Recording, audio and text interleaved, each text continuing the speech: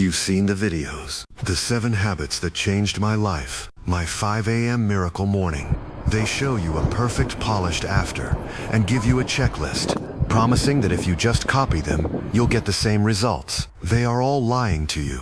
Not because the habits are wrong, but because the habits are not the cause. They are the symptom. They are the evidence of a change that happened long before the first alarm clock was set. For 90 days, I didn't change my life. I deleted it. Before this, I wasn't even a person. I was a ghost, a passenger in my own body.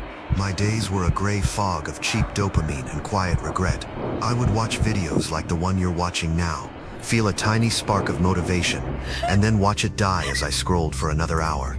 My potential was a distant country I had a passport for, but had never visited.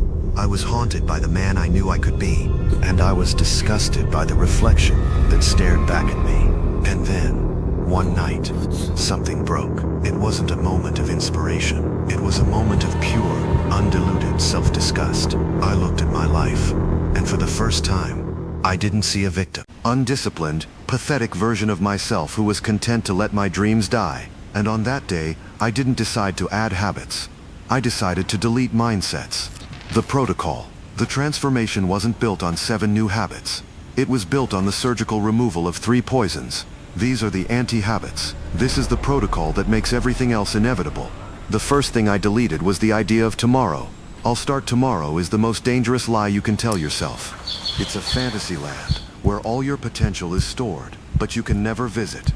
I made a new rule. The only time that exists is now. If I thought I should work out, my body was already moving before the thought finished.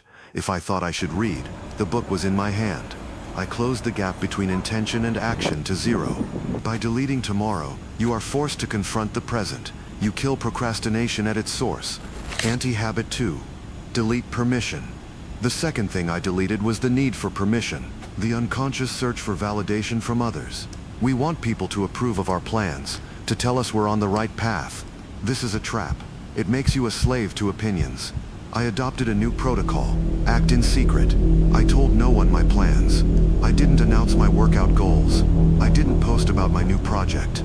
I moved in the shadows. Your progress becomes more powerful when it isn't diluted by the need for applause. You learn to be driven by your own internal compass, not by the cheers of a crowd. Anti-habit 3. Delete comfort. The final deletion was the most important. I deleted the pursuit of comfort. Our modern world is engineered to make us soft.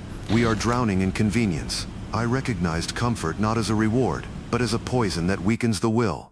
I began to actively hunt discomfort.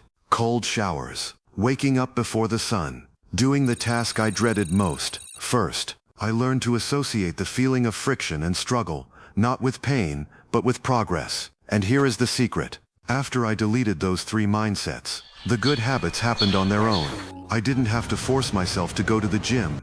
The rejection of comfort pulled me there. I didn't have to motivate myself to read. The deletion of tomorrow made it the only logical action. I didn't have to build discipline. I simply removed the things that were destroying it. The habits didn't change me. The war I declared on my weaker self changed me. And the habits were just the spoils of that victory.